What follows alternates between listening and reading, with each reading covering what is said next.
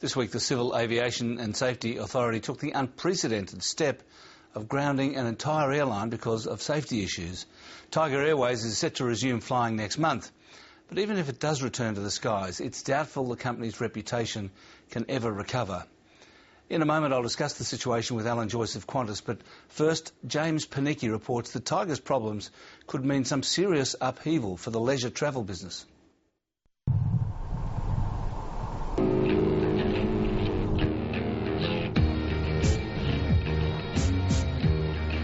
Volcanic ash, natural disasters, a soaring Aussie dollar, skybound petrol prices and a wounded tiger. No wonder Australia's domestic tourism industry has lost its groove. The risk level got to such a stage that we could not allow them to continue on.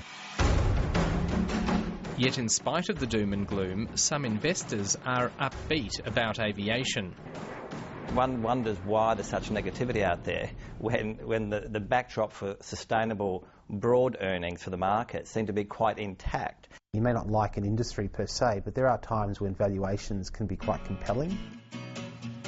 So why the optimism? When fuel prices went up last year, Virgin and Qantas shares began to plummet. Industrial unrest added to investor nerves, causing both carriers to drop a third of their value between October and June. Particularly late last year when fuel prices started rising quite aggressively, up until the peak in, say, April, May, there's a severe underperformance in airline stocks because it impacts their profitability, and up to about 30% it's impacted. So there's some headwinds there, but they're an important cyclical sector to be considering to invest. The other cost is labour. It's probably one of the reasons that the Qantas share price at the moment is so depressed, because people are so uncertain of the outcome given the number of negotiations that Qantas are undergoing. Every company goes through EBA negotiations, salary negotiations, conditions, all the rest of it. We're no different. We'll go through those. We're going through some at the moment. But I think you can resolve anything between any two parties if you approach it in a very rational and pragmatic way. And while fuel prices and equipment are largely out of the airline's control, the main cost variable is labour, which explains why Qantas is taking such a strong stand on industrial relations. Right now, Qantas have to dig in and fight these battles, as unpleasant as they are. I mean, I think no one's going to argue that people shouldn't receive a pay rise. Expensive place to live, Australia, these days. However, there has to be offsets. There has to be a trade-off in terms of productivity, because that's the only way Qantas can continue to compete. But whatever the reason for market caution in aviation, travel agents fear the possible loss of Tiger will compound the domestic tourism slump. Having Tiger in the market is certainly good for competition. When new carriers, both domestically and internationally, come into the market and open up new routes, that's good for consumers, because typically we find that there is some impact on prices. It becomes a little bit more competitive. Tiger moving out, we'll have to wait and see what the impact is for customers. Never.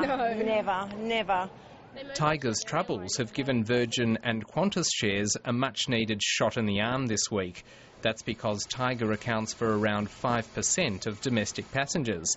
Its predicament will leave Virgin alone to slug it out with Qantas's growing discount carrier, Jetstar.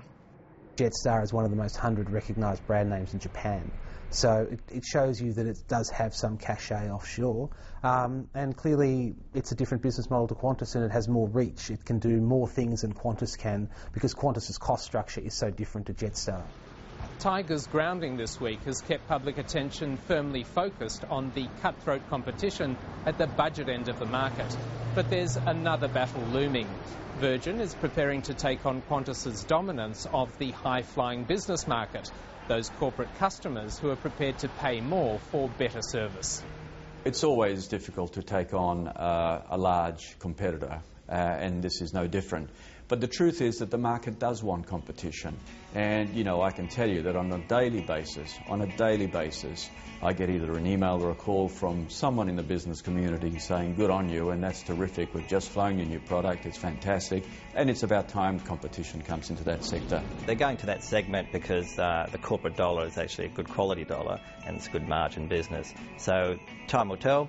They're doing everything they can to have a healthy competition with Qantas, and I'm sure Qantas are quite happy with that and relish the idea to compete in return.